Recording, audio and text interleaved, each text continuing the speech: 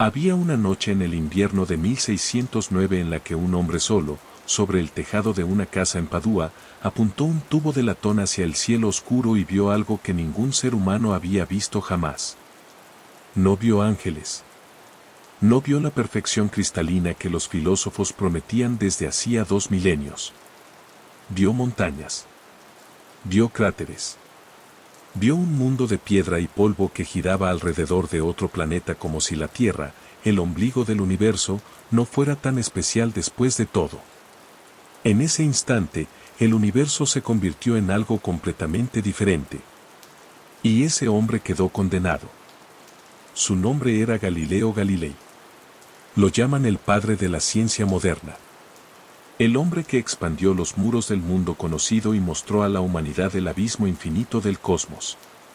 Pero detrás del monumento histórico, detrás de la estatua y la leyenda, hay una historia mucho más inquietante y más humana. La historia de un hombre arrogante, brillante y frágil. Un matemático que nunca terminó la carrera de medicina.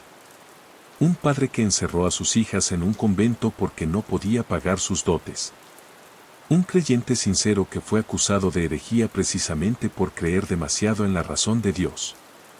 Es la crónica de una amistad que se transformó en odio, de un libro que fue una sentencia de muerte, de un juicio que humilló al espíritu humano ante el altar del poder.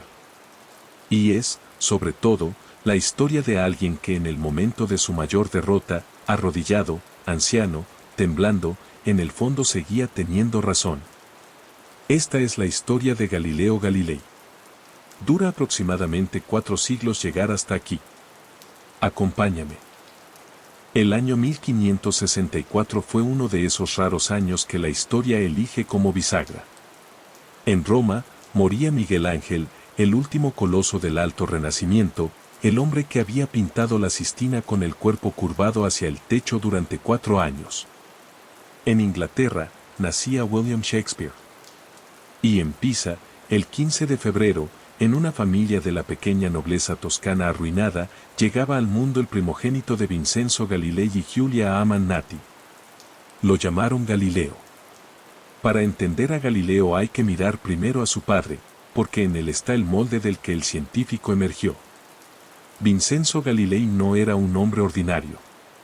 Era laudista, compositor y teórico musical en una época en que la teoría musical era tan dogmática como la teología. Durante siglos, la armonía musical había obedecido los cánones matemáticos de Pitágoras, ciertas proporciones numéricas producían consonancia, otras disonancia, y eso era ley tan inviolable como la ley de Dios. Vincenzo se atrevió a ponerlo en duda. Construyó instrumentos de cuerdas con diferentes tensiones, realizó experimentos metódicos y llegó a una conclusión escandalosa para su tiempo: las viejas teorías estaban equivocadas. La armonía no era pura matemática abstracta. Era algo que el oído debía verificar. Dejó escrito: la autoridad de quienes enseñan daña con frecuencia a quienes desean aprender. Esa frase resumía una filosofía entera. Y se la transmitió, con leche materna, a su hijo mayor. Galileo creció en Florencia, ciudad donde cada piedra respiraba arte y libertad intelectual. Era un niño de talentos asombrosos y simultáneos, tocaba el laúd con destreza profesional, llegó a superar a su propio padre, dibujaba con tal precisión que más tarde asesoraría a los principales pintores de su época, y poseía esa combinación rara e inquietante de mente analítica y lengua afilada. Sus contemporáneos lo describían como ingenioso, irreverente y difícil de soportar. 3 cualidades que jamás lo abandonarían. Al principio, le atraía el convento. Ingresó como novicio en la abadía de Vallombrosa, atraído por la idea de una vida consagrada a la contemplación y el estudio. Pero su padre, hombre práctico cargado de deudas y con 3 hijos más a los que alimentar, no podía permitirse que el primogénito se recogiera en hábito. Alegó una enfermedad de los ojos del muchacho, posiblemente cierta, dado lo que el destino le reservaba, y lo sacó del monasterio. En 1581, con 17 años, Galileo llegó a la Universidad de Pisa con una misión clara: convertirse en médico. Era la profesión más lucrativa de la época, el camino más seguro hacia la estabilidad económica que la familia necesitaba desesperadamente. Pero la Universidad de Pisa resultó ser, para el joven Galileo, un lugar de profunda desilusión intelectual. La educación que allí se impartía era escolástica en el sentido más rígido de la palabra. Los profesores no investigaban el mundo, lo comentaban. Explicaban a Aristóteles. Glosaban a Galeno. Aristóteles, el filósofo griego que había vivido 20 siglos antes, era la autoridad suprema e indiscutible en todo campo del saber humano, biología, física, cosmología, meteorología. Si Aristóteles escribía que los cuerpos más pesados caen más rápido que los ligeros, así era. Si Aristóteles afirmaba que los cielos estaban hechos de éter perfecto e inmutable, ninguna observación podía contradecirlo. La discusión no era sobre los hechos del mundo. Era sobre las palabras del maestro. Galileo lo encontró insoportable. Empezó a hacer preguntas incómodas. A exigir demostraciones donde sus profesores solo ofrecían citas. A señalar contradicciones donde se suponía que debía haber reverencia. Sus compañeros le pusieron un apodo, Ilata Cabrigue. El camorrista. El peleón. Era una advertencia y una descripción a la vez. Fue durante esos años de universidad insatisfecha cuando ocurrió el primer destello del método que revolucionaría la historia del pensamiento humano. El año era 1583. Galileo tenía 19 años y estaba en la catedral de Pisa durante una misa, cegaramente con la mente en cualquier lugar menos en el sermón, cuando sus ojos siguieron el movimiento de una gran lámpara de bronce que un sacristán acababa de encender y empujar suavemente. La lámpara osciló. Galileo observó algo que le llamó la atención: a medida que el balanceo se iba amortiguando y la amplitud disminuía, el tiempo que tardaba la lámpara en completar cada ciclo completo parecía constante. No tenía cronómetro. En aquella época no existían relojes precisos. Así que usó la única herramienta disponible, su propio pulso. Contó latidos. Una y otra vez. Y su intuición se confirmó. El tiempo de oscilación de un péndulo es independiente del peso del objeto y, para ángulos pequeños, también de la amplitud del balanceo. Solo depende de la longitud de la cuerda. Era la ley del isocronismo del péndulo. Un principio que décadas después daría lugar al primer reloj de péndulo preciso y resolvería el gran problema de la navegación marítima, determinar la longitud en alta mar. Pero más que el descubrimiento en sí, lo que importa es el método. Galileo no buscó la respuesta en un libro. No preguntó qué habría dicho Aristóteles sobre el movimiento de las lámparas. Observó. Midió. Dedujo. Verificó. En una catedral del siglo XVI, un adolescente con el pulso en la muñeca dio los primeros pasos del método científico experimental. Poco después, un accidente feliz torció definitivamente su destino. Galileo entró por casualidad a una conferencia de geometría impartida por el matemático de la corte, Ostilio Ricci. Lo que escuchó lo fulminó. En la geometría de Euclides encontró todo lo que le faltaba en la medicina y la filosofía: claridad absoluta, lógica irrefutable, verdades que no dependían de ninguna autoridad. Las matemáticas no toleraban opiniones. Operaban con certezas que cualquiera podía verificar. Comenzó a estudiar en secreto a Euclides y Arquímedes. Cuando su padre lo descubrió, la discusión fue intensa. Vincenzo sabía perfectamente que los matemáticos ganaban una miseria en comparación con los médicos. Pero Galileo se mantuvo firme con una declaración que resumía su carácter: no curaré personas. Estudiaré el mundo. Abandonó la Universidad de Pisa en 1585 sin diploma. Sin título médico. Pero con una convicción y un equipaje intelectual que estaban a punto de sacudir los cimientos del universo conocido. De regreso en Florencia, se ganaba la vida dando clases particulares de matemáticas a hijos de nobles, mientras su mente atacaba los fundamentos de la física aristotélica. El blanco principal era la teoría del movimiento. Aristóteles afirmaba que la velocidad de caída de un cuerpo es proporcional a su peso. Una piedra de 10 libras cae 10 veces más rápido que una de 1 libra. Parecía obvio. Era el sentido común de 20 siglos. Galileo lo puso en duda. Pero no se contentó con dudar, diseñó experimentos para demostrarlo. Usaba planos inclinados, canales de madera pulida por los que hacía rodar bolas de bronce de diferente peso, midiendo el tiempo con relojes de agua que contaban el caudal vertido en un recipiente. Ralentizaba el movimiento para poder medirlo con precisión. El resultado era siempre el mismo, las bolas llegaban al fondo al mismo tiempo, independientemente de su masa. La famosa leyenda de la Torre de Pisa, donde Galileo habría dejado caer simultáneamente 2 bolas desde lo alto ante una multitud de estudiantes y profesores atónitos, es casi con certeza una bella mitificación posterior de su biógrafo Viviani. Pero la verdad subyacente es la misma. Galileo demostró que Aristóteles estaba equivocado en uno de sus principios más básicos. La gravedad actúa sobre todos los cuerpos por igual, al margen de su masa. Si los objetos ligeros caen más lentamente, es por la resistencia del aire, no por su peso.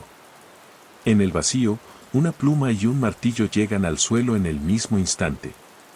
350 años después, los astronautas del Apolo 15 lo demostrarían en la Luna, ante las cámaras de televisión, ante todo el mundo.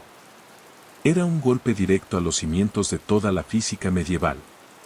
Y no sería el último. En 1589, gracias a la mediación de amigos poderosos, Galileo obtuvo finalmente un puesto como profesor de matemáticas en la Universidad de Pisa. Pero el pendenciero no había cambiado.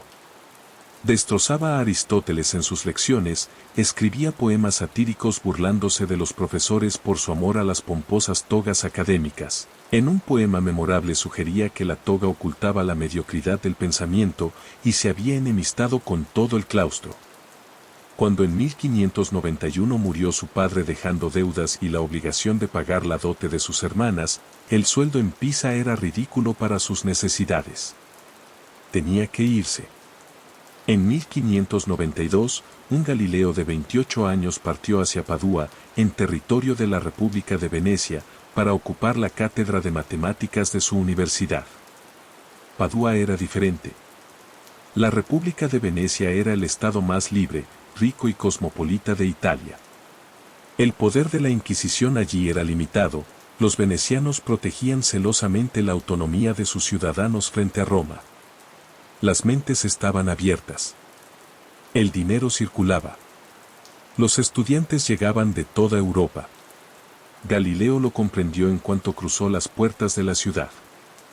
Llamaría a los 18 años que pasó en Padua, los mejores de mi vida. Y no exageraba. Sus clases convocaban a estudiantes de toda Europa, la sala se llenaba hasta los pasillos. Entabló amistad con las mentes más brillantes de su tiempo, entre ellas el gran astrónomo alemán Johannes Kepler, con quien mantuvo una correspondencia fascinante a lo largo de años, aunque los dos genios, como suele ocurrir con los temperamentos fuertes, también tuvieron sus roces. En la vida personal llegó también una relativa estabilidad. Conoció a Marina Gamba, una joven veneciana de familia modesta. No se casaron. El matrimonio con una plebeya podía dañar la carrera académica de un hombre de su condición. Pero vivieron juntos durante muchos años con una entrega real. Marina le dio 3 hijos, 2 hijas, Virginia y Livia, y un hijo, Vincenzo. Las niñas, que llegaron a demasiada edad para encontrar marido con la dote que Galileo podía permitirse, acabarían tomando los hábitos. Virginia, la mayor, con quien Galileo mantendría la relación más profunda de su vida, se convirtió en Sor María Celeste. La situación económica, sin embargo, seguía siendo precaria. Las deudas familiares lo perseguían. El salario universitario no alcanzaba para todo. Para sobrevivir, Galileo hacía lo que haría cualquier científico brillante y pragmático de su época, daba clases particulares a estudiantes ricos, diseñaba instrumentos que luego vendía, y, aunque él mismo no creía en ello ni por un momento, hacía horóscopos para aristócratas pudientes que querían saber si debían casarse en otoño o en primavera. En 1597 inventó y comenzó a comercializar el compás geométrico y militar, un instrumento versátil que permitía realizar cálculos trigonométricos, medir distancias y determinar el calibre de las municiones de artillería. Lo fabricaba en un pequeño taller en su propia casa, con un artesano contratado, y lo vendía acompañado de un manual de instrucciones que él mismo escribió. Era, en términos modernos, un empresario tecnológico. El instrumento tuvo tanto éxito que un rival, Baltasar Capra, lo copió descaradamente y lo publicó como invento propio. Galileo lo llevó a los tribunales y ganó, pero el episodio dejó en él una desconfianza hacia la publicación temprana de sus descubrimientos que marcaría su estrategia durante años. Estos años de Padua fueron también los años en que Galileo comenzó a convencerse en secreto de que Copérnico tenía razón. En 1597 escribió una carta a Kepler en la que admitía que llevaba tiempo sosteniendo en privado el sistema heliocéntrico, pero que no se atrevía a proclamarlo públicamente por miedo a ser ridiculizado. Kepler le respondió incitándolo a salir del anonimato. Galileo no escuchó. Todavía no. Necesitaba pruebas. Necesitaba algo que callar se hiciera imposible. En julio de 1609, ese algo llegó. El verano de 1609 comenzó como cualquier otro verano en Venecia. Pero a mediados de julio empezaron a circular rumores extraños. Se decía que en Holanda, esa nación de comerciantes protestantes y artesanos prodigiosos, un fabricante de gafas llamado Hans Lipperey había inventado un aparato asombroso, un tubo de 2 lentes que acercaba los objetos distantes como si estuviesen a pocos pasos. Para la mayoría, aquello era una curiosidad, un juguete de feria. Para Galileo fue una revelación estratégica. No había visto el instrumento. Nadie en Venecia lo había visto. Pero sus conocimientos de óptica y geometría le bastaron para deducir el principio de funcionamiento, una lente convexa en un extremo del tubo, una cóncava en el otro, a una distancia calibrada. Se encerró en su taller. Lo que hizo a continuación revela perfectamente la naturaleza de su genio, no copió el invento holandés. Lo superó. Los tubos flamencos aumentaban 3 o 4 veces, con imagen borrosa. En cuestión de días, Galileo había producido un instrumento que aumentaba 8 veces con nitidez considerable. Pocas semanas después, uno que aumentaba 20 veces. Luego, 30. Para conseguirlo, pulía personalmente las lentes, buscando mediante el tacto y la vista las curvaturas exactas que producían la imagen más nítida. Era artesanía al servicio de la geometría. En agosto de 1609, Galileo invitó al doge de Venecia y a los senadores de la República a subir al campanile de la Basílica de San Marcos, el punto más alto de la ciudad. Allí, en las ventosas alturas sobre la laguna, les entregó su tubo. El efecto fue espectacular. Los senadores, hombres acostumbrados a los privilegios del poder y difíciles de impresionar, quedaron boquiabiertos. Pegados al ocular, distinguieron con claridad barcos en el horizonte que a simple vista no serían visibles hasta 2 horas después. Para una potencia marítima que vivía del comercio y temía la piratería y los ataques navales, aquello tenía un valor incalculable. Ver al enemigo antes de que te vea, ventaja militar, ventaja comercial, ventaja estratégica absoluta. El entusiasmo fue inmediato y generoso. Le duplicaron el salario a Galileo y le ofrecieron un contrato vitalicio en la Universidad de Padua. Se había asegurado el futuro económico. Cualquier otro hombre en su lugar se habría detenido ahí, convertido en próspero proveedor de óptica militar para la República. Pero Galileo era un científico. Cuando llegó el otoño y terminaron las demostraciones para los senadores, hizo lo que lo separaba para siempre de los artesanos. No apuntó el tubo hacia el horizonte. Lo apuntó hacia arriba. En noviembre de 1609 comenzaron las primeras observaciones sistemáticas. Y lo que Galileo vio destruyó una imagen del mundo que había existido durante 2000 años. Según la doctrina oficial de Aristóteles y Ptolomeo, sancionada por la Iglesia, los cielos eran perfectos. La tierra era el mundo del cambio, la corrupción y la imperfección. Pero todo lo que estaba por encima de la esfera lunar estaba hecho de éter, la quinta esencia, una sustancia divina, eterna e inmutable. Los cuerpos celestes eran esferas perfectas, lisas, cristalinas, que brillaban con luz propia. Galileo miró la luna y vio un mundo aterrador y familiar al mismo tiempo. Vio gigantescas cadenas montañosas cuyas cimas proyectaban sombras largas cuando el sol las iluminaba de costado. Vio valles profundos que permanecían en la oscuridad mientras los picos ya brillaban. Vio cráteres. Observando la línea del terminador, el límite entre la parte iluminada y la sombra, vio que no era una línea recta y suave, sino dentada, irregular, exactamente como el perfil de una cordillera terrestre al amanecer. Usó la geometría y la longitud de las sombras para calcular la altura de esas montañas lunares. Llegó a la conclusión de que algunas superaban los 4 kilómetros de altura, más que los Alpes. La luna no era una esfera de cristal divino. Era una roca enorme, tan imperfecta y material como la Tierra. La frontera sagrada entre lo terrenal y lo celestial había sido borrada. Dirigió el telescopio a la Vía Láctea, esa mancha difusa de luz que siempre había parecido una nube. A través de las lentes se resolvió en miles y miles de estrellas individuales. El universo resultó ser incomparablemente más grande y más poblado de lo que ningún filósofo había imaginado jamás. Pero el descubrimiento que selló definitivamente el destino de la astronomía antigua ocurrió el 7 de enero de 1610. Galileo apuntó el telescopio a Júpiter. Observó junto al planeta 3 pequeños puntos brillantes alineados en línea recta, 2 a la izquierda, 1 a la derecha. Los consideró estrellas de fondo. Pero la noche siguiente, cuando volvió a mirar esperando que Júpiter se hubiera movido dejándolas atrás, las 3 estrellas estaban ahora a la derecha del planeta. Intrigado, comenzó a observar cada noche, dibujando meticulosamente en su diario la posición exacta de esos puntos. El 13 de enero apareció un cuarto punto. Y la secuencia de posiciones no dejaba lugar a dudas, esos objetos no eran estrellas fijas. Orbitan alrededor de Júpiter. Había descubierto los 4 satélites mayores de Júpiter, Io, Europa, Ganímedes y Calisto. El significado de este hallazgo era revolucionario.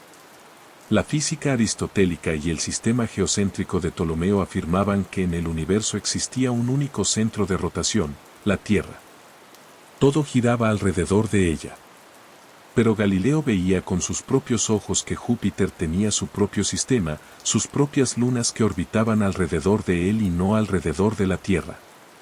Esto refutaba el argumento más poderoso de los adversarios de Copérnico: si la Tierra se movía, ¿por qué la Luna no se quedaba atrás? Pues bien, Júpiter se movía, eso era indiscutible, y sus 4 satélites le seguían perfectamente. La Luna podía seguir a la Tierra exactamente igual. El modelo heliocéntrico de Copérnico era compatible con todo lo que Galileo observaba. En esas noches frías de enero de 1610, sobre el tejado de una casa en Padua, Galileo comprendió que Nicolás Copérnico tenía razón. La Tierra no era el centro del universo. Era uno más entre los planetas que orbitaban alrededor del Sol. Tenía dinamita en las manos. Y sabía perfectamente que encendería la mecha. Actuó con la velocidad de quien sabe que el tiempo apremia.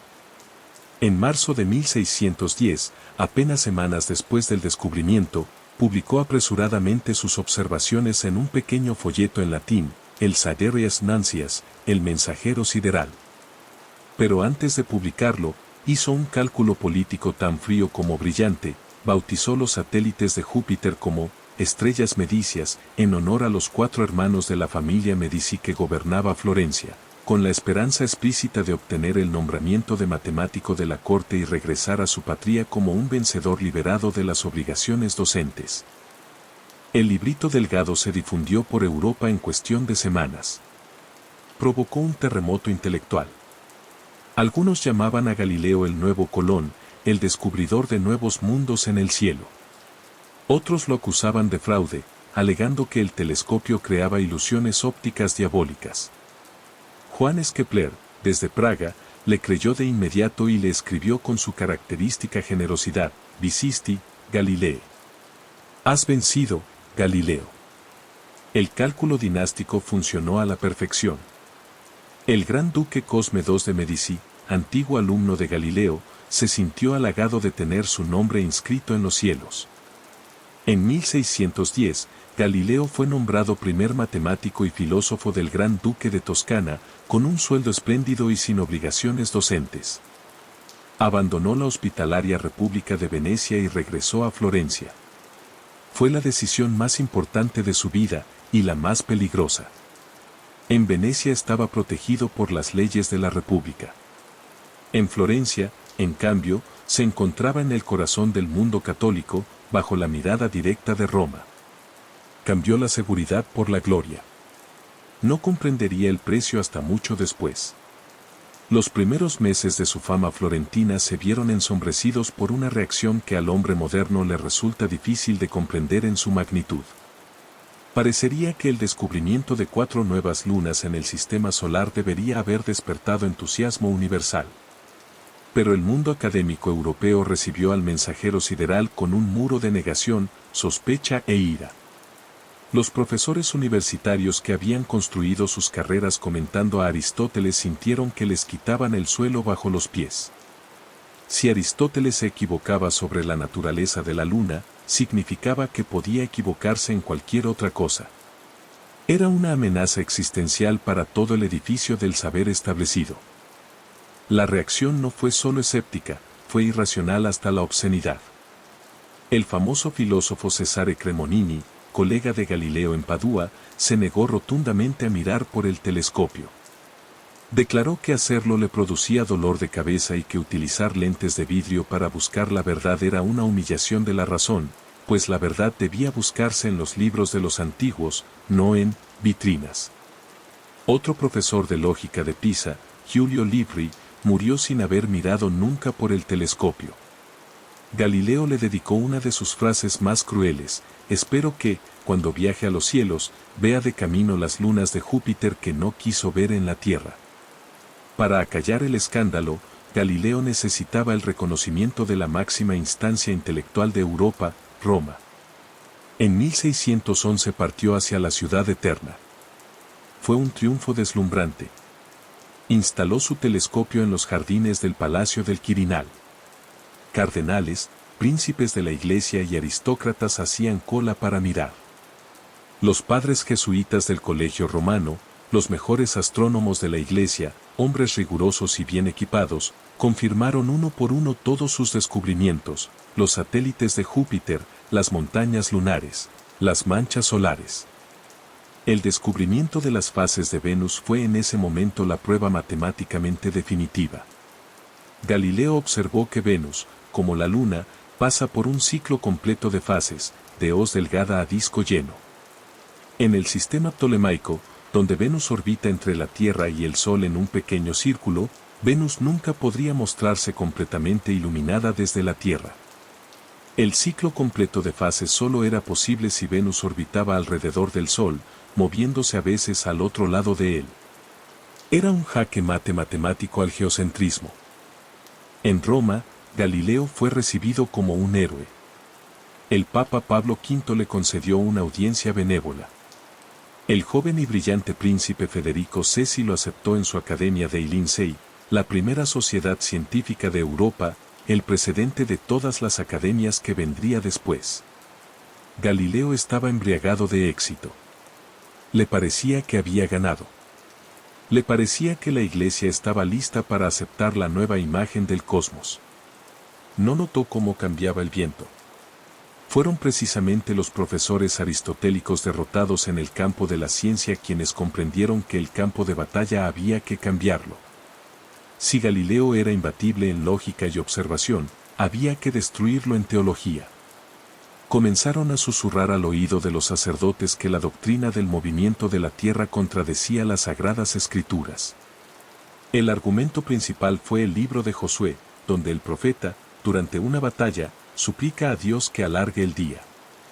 Josué exclama, Sol, detente en Gabaón. Y el sol se detuvo.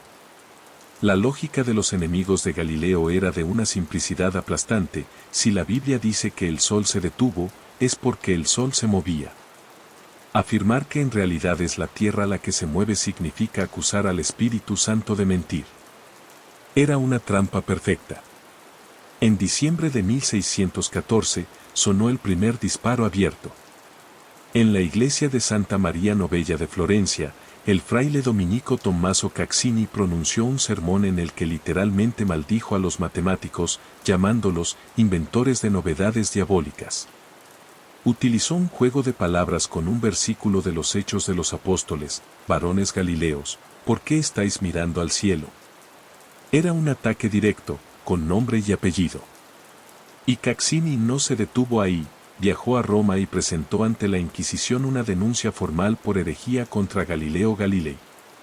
El mecanismo del Santo Oficio, lento y meticuloso como un engranaje de piedra, se puso en marcha. Galileo, siendo un católico sinceramente creyente, no esperó pasivamente. Intentó defenderse en el único terreno que conocía, el intelectual. Escribió cartas brillantes y peligrosas, una a su discípulo el padre Castelli y otra, más extensa, a la gran duquesa Cristina de Lorena. En ellas articulaba una posición filosófica sorprendentemente moderna. Citaba al cardenal Baronio, la Biblia nos enseña cómo se va al cielo, no cómo van los cielos. Las Sagradas Escrituras, argumentaba, utilizan metáforas y un lenguaje adaptado a la comprensión de los pueblos antiguos, no ecuaciones astronómicas. En cuestiones de fe y salvación, la autoridad de la Biblia es suprema e incuestionable. Pero en cuestiones del mundo físico, la prioridad debe tenerla la observación de la naturaleza, que es también obra de Dios y que está escrita, según sus propias palabras, en el lenguaje de las matemáticas. Era una posición admirable y completamente correcta. También era una provocación intolerable para la Iglesia del siglo XVII. Un matemático laico, por brillante que fuera, no podía permitirse el lujo de enseñar a los teólogos cómo interpretar las Escrituras. Eso olía a protestantismo, la herejía que más terror causaba en Roma desde hacía un siglo. Sus cartas, copiadas y difundidas de mano en mano, se convirtieron en el arma que sus enemigos necesitaban.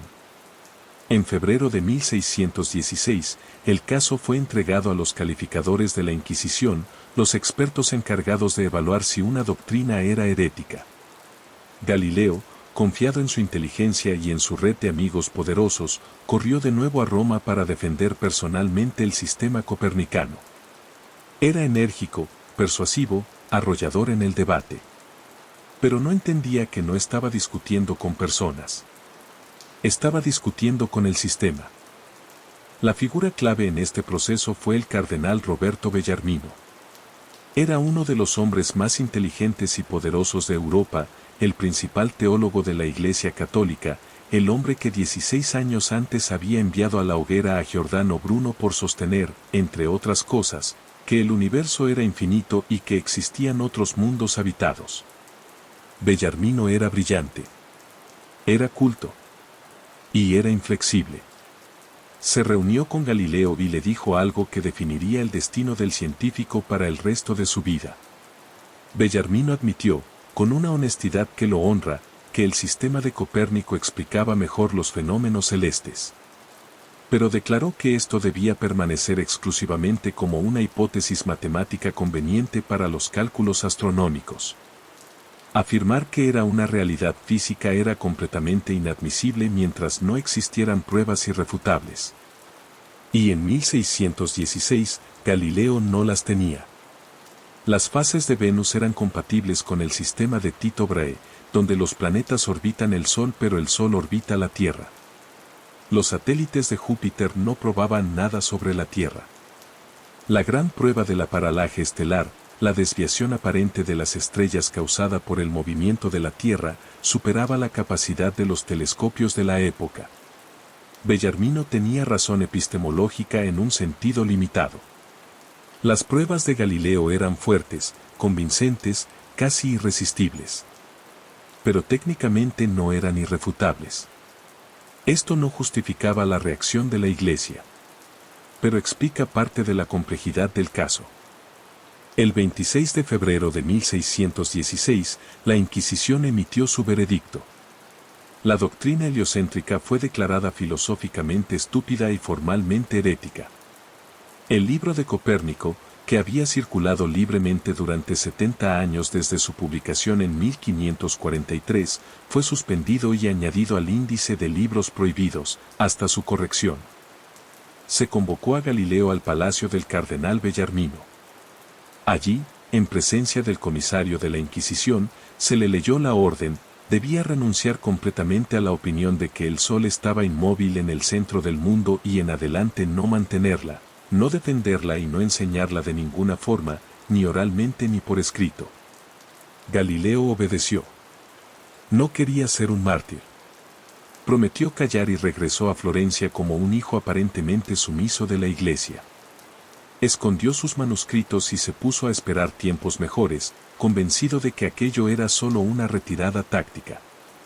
Esperaría 7 años.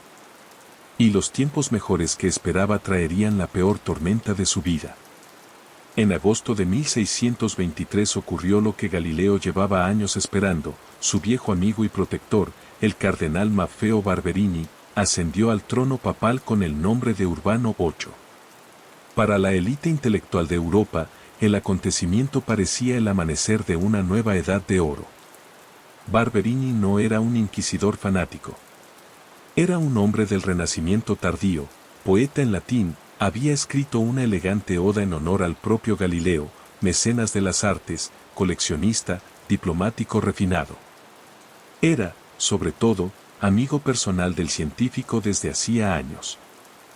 En agosto de 1623 ocurrió lo que Galileo llevaba años esperando. Su viejo amigo y protector, el cardenal Maffeo Barberini, ascendió al trono papal con el nombre de Urbano VIII. Para la élite intelectual de Europa, el acontecimiento parecía el amanecer de una nueva edad de oro. Barberini no era un inquisidor fanático. Era un hombre del Renacimiento tardío, poeta en latín, había escrito una elegante oda en honor al propio Galileo, mecenas de las artes, coleccionista, diplomático refinado. Era, sobre todo, amigo personal del científico desde hacía años. El trabajo avanzó lentamente. Galileo enfermaba con frecuencia, le atormentaban la artritis, hernias dolorosas, periodos de fiebre recurrente que lo postraba durante semanas. Pero era también un perfeccionista radical. No quería escribir un tratado científico seco en latín para un círculo estrecho de eruditos. Quería crear una obra maestra literaria en italiano vivo, accesible a cualquier persona culta, que fuera al mismo tiempo rigor intelectual y arte narrativo. El libro se llamó Diálogos sobre los dos máximos sistemas del mundo, tolemaico y copernicano. Su estructura era teatral, concebida con la habilidad de un dramaturgo.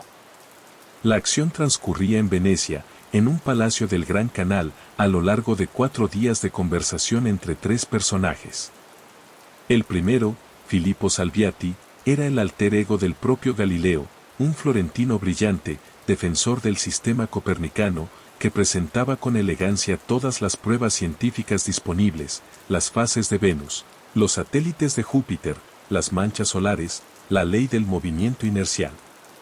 El segundo, Giovan Francesco Sagredo, era un veneciano ilustrado e ingenioso que actuaba como árbitro supuestamente imparcial, pero que en el curso de la discusión se iba inclinando de forma cada vez más evidente hacia el lado de Salviati. El tercero se llamaba Simplicio. Y aquí es donde Galileo cometió el error que le costaría todo. El nombre de Simplicio hacía referencia histórica legítima a Simplicio de Cilicia, el conocido comentarista de Aristóteles del siglo VI. Pero en el italiano de la época tenía un segundo significado perfectamente transparente, simplón, tonto, bobo. Y en el libro, Simplicio era retratado como exactamente eso, un hombre corto de luces, obstinado, que se aferraba a los dogmas aristotélicos con una fe ciega e incapaz de procesar argumentos lógicos. Salviati y Sagredo lo destruían intelectualmente página tras página, a veces con condescendencia apenas velada. Galileo, cuyo ingenio siempre había rozado la arrogancia, no pudo contener el sarcasmo. Estaba convencido de que sus argumentos eran tan aplastantes que incluso la Iglesia, al leer el libro, vería la comedia de la vieja ciencia y se reiría con él. Pero lo más grave no fue eso. Al final del libro, cuando todos los argumentos copernicanos habían sido expuestos y la victoria de Salviati era evidente, Galileo puso en boca del torpe Simplicio el argumento teológico favorito del Papa Urbano, el que el propio pontífice le había pedido que incluyera. En el contexto del libro, aquel argumento, que antes la voz de un papa sonaba como la autoridad máxima, sonaba ahora como el último recurso desesperado de un perdedor que, al quedarse sin hechos, se refugia en el milagro. Era la defensa del que admite que ha perdido el debate racional pero se agarra a la omnipotencia divina como un náufrago a una tabla. Puede que Galileo no tuviera intención de ofender a su amigo. Es posible. Pero el resultado fue devastador, había hecho quedar al Papa de Roma como un simplón ante toda la Europa lectora. Y la Europa lectora lo entendió perfectamente. El camino hacia la imprenta fue tortuoso. El manuscrito estuvo listo en 1630, pero ese año estalló en Italia una nueva epidemia de peste devastadora que interrumpió las comunicaciones entre Florencia y Roma. El censor romano, el padre Riccardi, que simpatizaba con Galileo, no pudo revisar el texto completo y transfirió el derecho de imprimatur al inquisidor florentino. Tras muchas demoras y correcciones, el libro obtuvo el permiso oficial de la Iglesia. En febrero de 1632 salió impreso en Florencia. El éxito fue inmediato y fulminante. La tirada se agotó en semanas. Los intelectuales admiraban el estilo, la gracia de la argumentación, la claridad con que exponía conceptos complejos. Pero cuando los primeros ejemplares llegaron a Roma, la tormenta estalló. El Urbano VIII de 1632 ya no era el mecenas liberal de 1624. Europa estaba en llamas, la guerra de los 30 años convertía el continente en un matadero de católicos y protestantes. El Papa se encontraba en una posición dificilísima, acusado por los monarcas católicos de debilidad e incluso de complicidad con la Suecia protestante que aplastaba a los ejércitos imperiales. Necesitaba demostrar con urgencia su firmeza en materia de fe. Necesitaba una víctima ejemplar. Y Galileo le había puesto él mismo la cabeza en el tajo. Los jesuitas, que odiaban a Galileo desde hacía años por sus burlas hacia sus astrónomos en la disputa sobre los cometas, señalaron al Papa la figura de Simplicio. Le susurraron: «Santidad, este florentino no solo predica herejía. Os ha dejado como un tonto ante toda Europa. Ha traicionado vuestra amistad». La furia de Urbano fue terrible. No era la furia de un teólogo, era la de un monarca ofendido y un amigo traicionado. Galileo dejó de ser para él un gran científico. Se convirtió en un hereje insolente que había abusado de la confianza de la Santa Sede. Se prohibió la venta del libro. Se confiscaron los ejemplares. Se envió una orden de arresto. Y en octubre de 1632, el inquisidor de Florencia se presentó en casa de Galileo con una citación para comparecer ante el Santo Oficio en Roma. Galileo estaba aterrorizado. Tenía 68 años. Sufría de artritis severa, hernias, episodios recurrentes de fiebre. Apenas podía caminar. Y en Italia volvía a hacer estragos la peste, lo que hacía el viaje mortalmente peligroso para cualquier persona débil. Intentó retrasar la comparecencia enviando a Roma certificados médicos que detallaban su estado de salud. Esperaba la clemencia de su viejo amigo Urbano. La respuesta del Papa fue gélida: puede venir voluntariamente o lo traeremos encadenado. Si está enfermo, que viaje despacio. Pero debe estar aquí. La amistad había terminado. El 20 de enero de 1633, tumbado en una litera y cubriéndose de frío, un Galileo anciano, enfermo y aterrorizado abandonó Florencia. No viajaba a Roma buscando un triunfo, como 20 años atrás. viajaba hacia una sentencia. No sabía aún que nunca más regresaría a su ciudad como hombre libre. El 13 de febrero de 1633, las parihuela con Galileo entraron en Roma. No lo arrojaron a los calabozos del Castel San Angelo, como a muchos otros acusados. Teniendo en cuenta su fama, su edad y la protección diplomática del Gran Duque de Toscana, se le permitió alojarse en la residencia del embajador toscano en la Villa Medici. Pero bajo arresto domiciliario estricto, prohibición de salir, prohibición de comunicarse con nadie salvo sirvientes. Comenzaron largas semanas de espera deliberada. La Inquisición no tenía prisa. Era una táctica de presión psicológica calculada al milímetro, el anciano enfermo, aislado del mundo, sin saber qué le esperaba, sin saber si su amigo el Papa iba a interceder o a destrozarlo. Galileo conocía el destino de Giordano Bruno. Sabía lo que podía ocurrir. El primer interrogatorio tuvo lugar el 12 de abril de 1633. Galileo fue conducido al Palacio del Santo Oficio, pero la sala del tribunal no se parecía en nada a como la pintaban los cuadros dramáticos.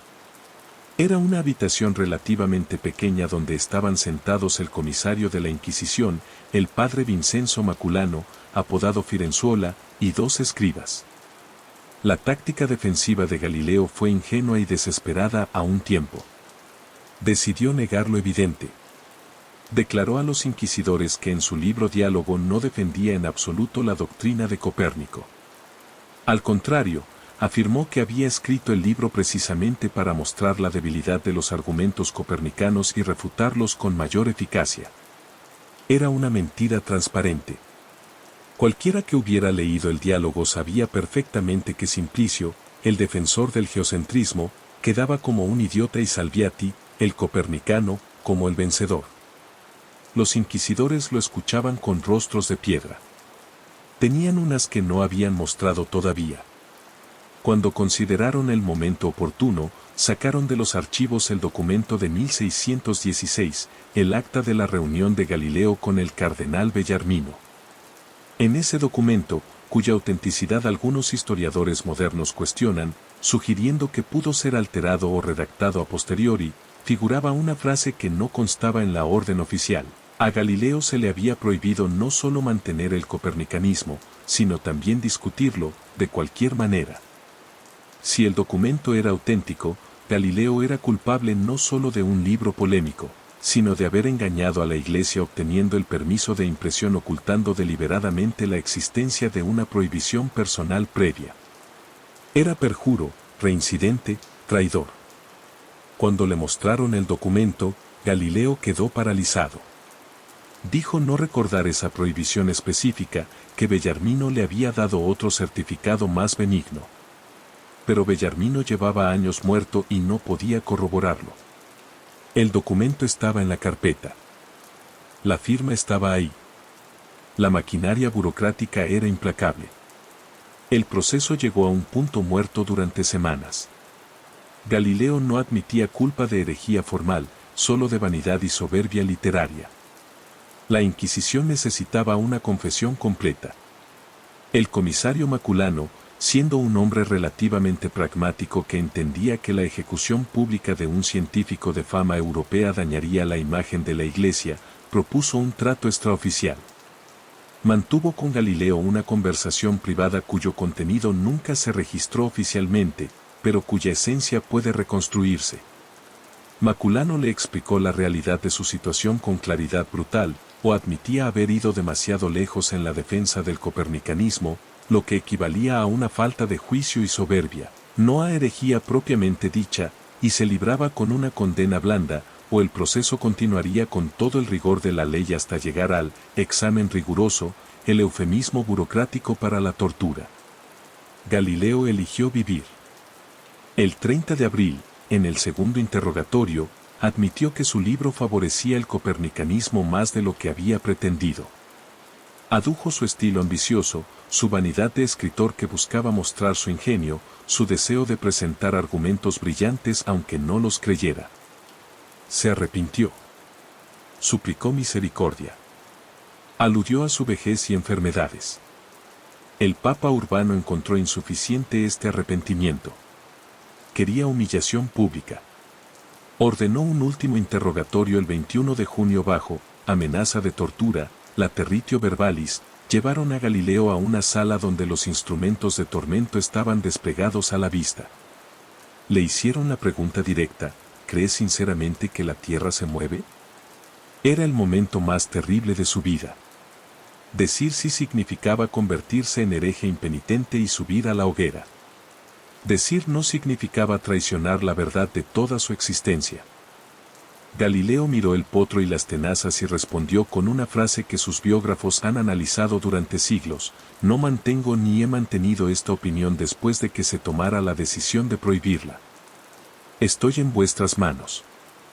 Haced conmigo lo que queráis. El 22 de junio de 1633, en el convento dominico de Santa María sopra Minerva, ante los cardenales inquisidores, aunque 3 de los 10 se negaron a firmar la sentencia, revelando las fracturas internas del tribunal, se leyó el veredicto. Galileo Galilei fue declarado vehementemente sospechoso de herejía. Un escalón por debajo de hereje declarado. El diálogo fue prohibido. Fue condenado a prisión por tiempo indefinido a voluntad del Papa y a recitar los 7 salmos penitenciales una vez a la semana durante 3 años. Pero la condición principal era la abjuración pública. El anciano de 70 años, vestido con una sencilla camisa blanca de penitente arrepentido, con una vela encendida en las manos temblorosas, se arrodilló ante los cardenales y leyó el texto preparado por la Inquisición. Yo, Galileo Galilei, juro que siempre he creído, creo ahora y con la ayuda de Dios creeré en el futuro todo lo que predica y enseña la Santa Iglesia Católica. Con un corazón sincero y fe no fingida, abjuro, maldigo y detesto los susodichos errores y herejías. Maldijo lo que había visto por el telescopio. Maldijo su razón. Declaró que el sol giraba alrededor de la tierra sabiendo que era mentira. Fue el acto de más suprema humillación del espíritu humano que registra la historia de la ciencia. Es a este momento al que pertenece la leyenda más célebre sobre Galileo. Dicen que al levantarse de sus rodillas, golpeó el suelo con el pie y susurró: Eppur si muove. Y sin embargo, se mueve. Es casi con certeza un mito. Si lo hubiera pronunciado en la sala del tribunal, habría sido quemado en el acto por reincidencia en herejía. Tras la abjuración, Galileo fue enviado primero al palacio del arzobispo de Siena, Ascanio Piccolomini, un admirador sincero que lo trató con extraordinaria humanidad y cuya generosidad le devolvió gradualmente la voluntad de vivir. Pasó allí 5 meses que empezaron con una depresión profunda. Escribió a su hija: mi nombre ha sido borrado del libro de los vivos. Pensó en el suicidio. Lo único que lo sostuvo fue el amor de su hija Virginia, la monja Sor María Celeste, que desde su convento le escribía cartas de una ternura desbordante y había asumido voluntariamente la penitencia de rezar los salmos por su padre. A finales de 1633, el Papa le permitió regresar a su villa en Arcetri, en las colinas sobre Florencia. No era la libertad, era un arresto domiciliario de por vida. Prohibición de salir del recinto. Prohibición de recibir visitas, salvo de parientes y médicos con permiso especial del Santo Oficio. Prohibición de enseñar, de publicar, de disputar públicamente. La Inquisición estableció una vigilancia permanente. Se había convertido en prisionero en su propia casa. Pero el destino le preparaba un golpe aún más terrible que el juicio. En abril de 1634, apenas unos meses después de su regreso a Arcetri, su hija Virginia, Sor María Celeste, murió de disentería. Tenía 33 años. La angustia por su padre había minado su salud durante el tiempo del proceso. Para Galileo fue una catástrofe absoluta. Cayó en una melancolía negra de la que sus amigos temieron que no saliera. Escribió a un amigo: siento que me llaman para ir tras ella y no quiero resistirme más. Dejó de comer. Permanecía tumbado en la oscuridad sin querer ver a nadie. En Roma, al enterarse de su estado, algunos cardenales discutieron la posibilidad de conmutarle la pena. El Papa Urbano rechazó cualquier indulto con una declaración que revela la dimensión personal de su odio: no podemos perdonar a quien tanto nos ha ofendido. Parecía el final. La Inquisición había ganado. El rebelde se había convertido en un anciano roto que esperaba la muerte. Pero en ese punto de desesperación absoluta se activó algo que no puede llamarse de otra forma que el mecanismo del genio. Galileo comprendió que la única defensa contra la locura era el trabajo. Le habían prohibido la astronomía. Le habían prohibido escribir sobre Copérnico. Le habían prohibido el universo. Bien. Decidió volver atrás, a su juventud, a lo que había comenzado en Pisa y Padua, la física de los cuerpos terrestres. El movimiento. En el más profundo secreto, escondiendo los borradores de los sirvientes que podían ser sobornados por los inquisidores, comenzó a escribir su testamento científico, los discursos y demostraciones matemáticas en torno a dos nuevas ciencias. No era un libro sobre estrellas ni sobre Copérnico. Era un libro sobre los fundamentos mismos de la realidad física. En él formuló, por primera vez de manera rigurosa, leyes que hoy estudia cualquier escolar. Describió el principio de inercia: un cuerpo en movimiento tiende a mantenerse en movimiento hasta que actúa sobre él una fuerza exterior. Demostró matemáticamente que la trayectoria de un proyectil es una parábola, no una línea recta como creía Aristóteles. Sentó las bases de la resistencia de materiales, explicando por qué los animales y estructuras grandes no pueden escalar sin más sus proporciones geométricas, la famosa ley cuadrado cúbico que explica por qué no puede haber insectos del tamaño de un caballo. Construyó el edificio conceptual que Newton, 40 años después, coronaría con sus leyes de la gravitación. Pero escribir el libro no era suficiente, había que publicarlo. Italia estaba cerrada para él. Su nombre figuraba en el índice de libros prohibidos. Enviar el manuscrito al extranjero era mortalmente peligroso. Comenzó entonces una auténtica operación de espionaje intelectual. El manuscrito se copiaba en fragmentos por las noches. Los discípulos lo transcribían por partes. Uno de los intermediarios fue el embajador francés, el conde de Noailles, quien aprovechando su inmunidad diplomática pudo sacar los papeles de Italia. Finalmente el manuscrito llegó a Holanda, país de imprentas libres y de la mejor tipografía de Europa. Los famosos editores Elsevier, en Leiden, aceptaron publicarlo. En 1638, los discursos vieron la luz. Galileo sostuvo en sus manos un ejemplar traído de contrabando. Lo acarició. Inhaló el olor de la tinta. Pero no podía leerlo. Para el momento en que su libro fue publicado, Galileo estaba completamente ciego. La oscuridad había llegado gradualmente. En 1637 se apagó primero el ojo derecho. Los médicos hablaban de cataratas o de inflamación, pero es probable que décadas de observación solar a través del telescopio sin protección alguna hubieran dañado irreparablemente la retina. Luego se apagó el ojo izquierdo. Fue una cruel ironía del destino que parece sacada de la literatura griega, el hombre que había regalado a la humanidad una nueva visión del cosmos, el primero en ver cráteres en la Luna, manchas en el Sol, fases en Venus y lunas en Júpiter, se sumergió en una oscuridad total e irreversible. Escribió a su amigo Elia Diodati con una grandeza que escalofría: «Ay, querido amigo, Galileo, vuestro servidor, se ha vuelto irreparablemente ciego. Este cielo, este universo que yo, con mis asombrosos descubrimientos, expandí 100 y 1000 veces más allá de lo que vieron los sabios de todos los siglos anteriores, para mí se ha contraído y reducido al tamaño de mi propio cuerpo». La ceguera lo hizo doblemente prisionero, encerrado en la villa por la Inquisición y encerrado dentro de su propia oscuridad. Pero ni siquiera eso lo derrotó. En esos últimos años llegaron a vivir con él en Arcetri dos jóvenes y brillantes discípulos, Vincenzo Viviani, que tenía solo 17 años y se convirtió en sus ojos y sus manos, y Evangelista Torricelli, el futuro inventor del barómetro.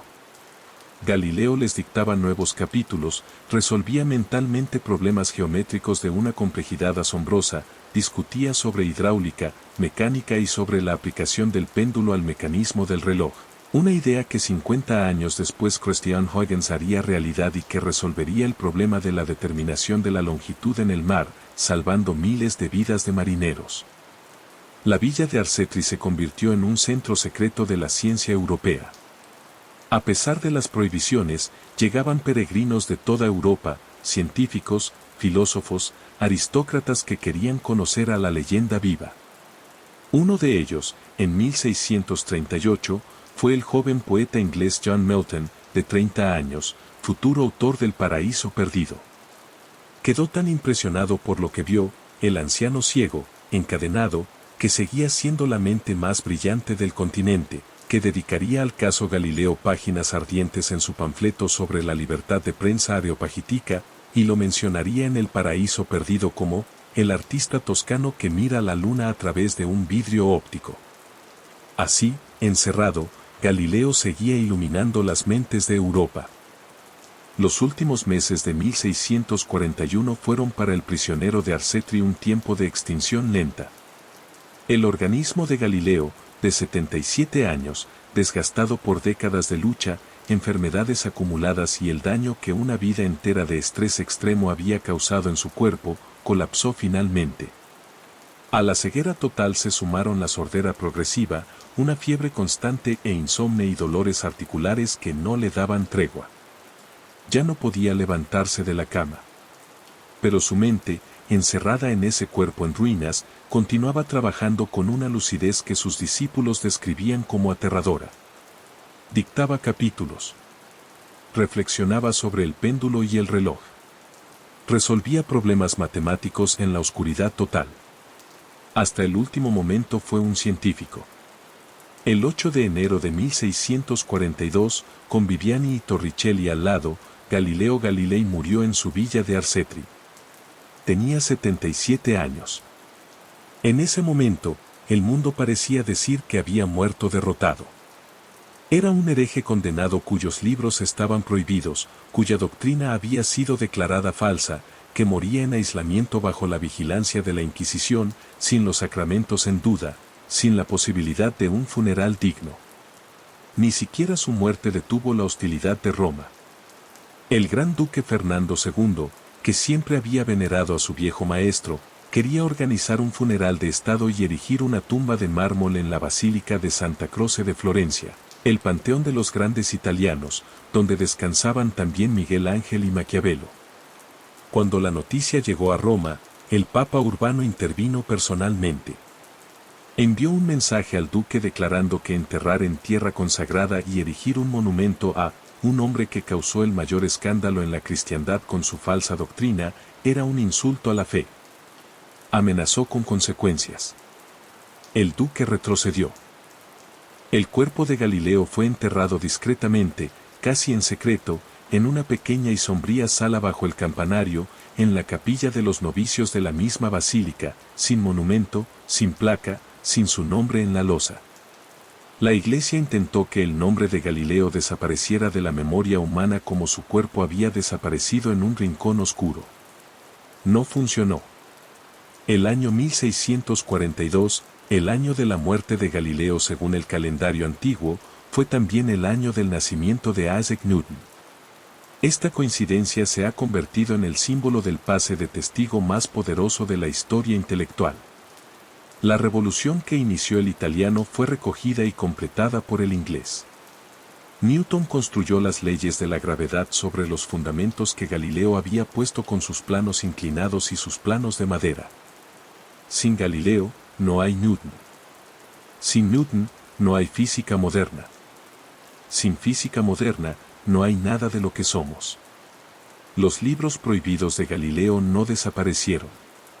Se difundieron clandestinamente por toda Europa, se tradujeron, se leyeron, se discutieron.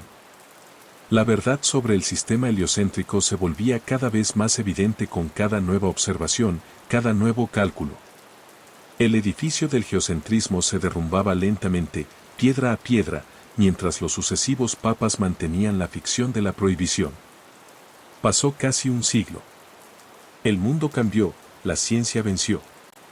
En 1737, cuando las pasiones se habían calmado y la autoridad de Galileo como padre de la física moderna era absolutamente indiscutible, las autoridades de Florencia decidieron corregir la injusticia histórica. Se realizó una exhumación solemne y los restos del científico fueron trasladados a un lujoso sarcófago en la nave principal de la Basílica de Santa Croce.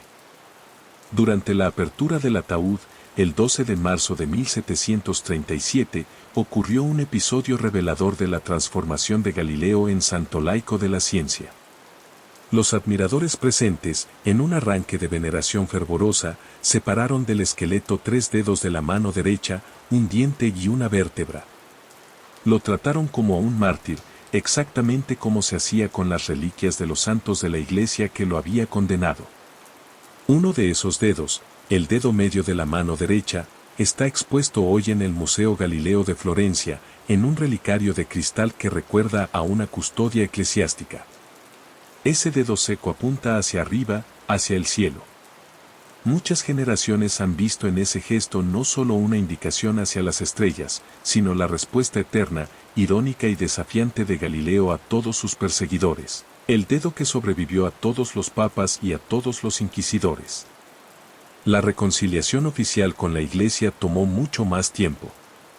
Los libros de Galileo no fueron retirados del índice de libros prohibidos hasta 1835. Pero el reconocimiento formal del error no llegó hasta finales del siglo XX. En 1979, el Papa Juan Pablo II, que en su juventud había sido aficionado a la astronomía, llamó públicamente a teólogos y científicos a revisar el caso Galileo.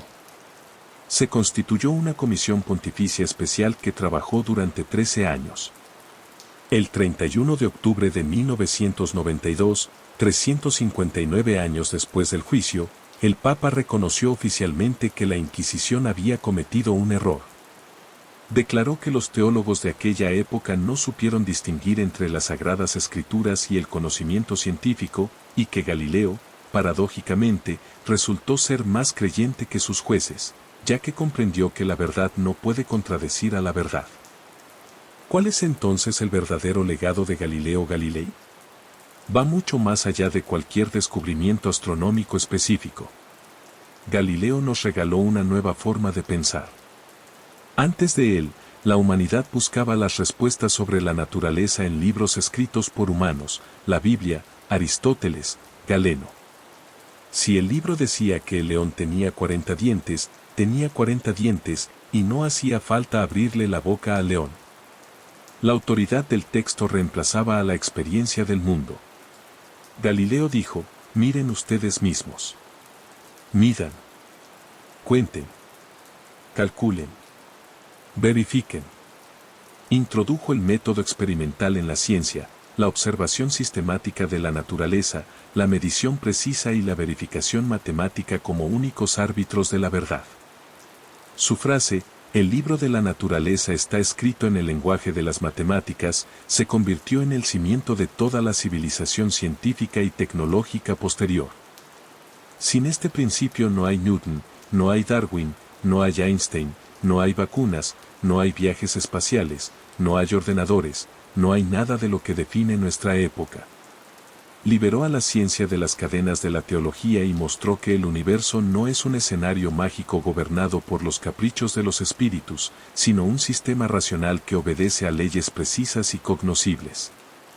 Hizo el mundo comprensible. Y eso es lo más revolucionario que jamás ha hecho ningún ser humano. Pagó un precio alto. Sacrificó la libertad, la salud, la tranquilidad y, en el momento de la abjuración, la dignidad. Pero ganó la batalla principal, la batalla por el futuro. Sus muros se derrumbaron. Sus prohibiciones fueron olvidadas. Y el telescopio que apuntó por primera vez al cielo en aquella noche de invierno de 1609 se convirtió en el símbolo eterno de la aspiración humana hacia la luz. Hoy, la sonda espacial Galileo orbita los planetas del sistema solar. Las lunas que él bautizó en honor a los Medici, Io, Europa, Ganímedes, Calisto, son destino de misiones científicas que buscan, entre otras cosas, señales de vida. Europa, la luna de hielo, podría albergar un océano bajo su superficie. El hombre que fue arrodillado por atreverse a mirar al cielo ha enviado sus ojos al corazón mismo del sistema solar. Aquella lámpara que oscilaba en la catedral de Pisa sigue oscilando. Y, sin embargo, se mueve.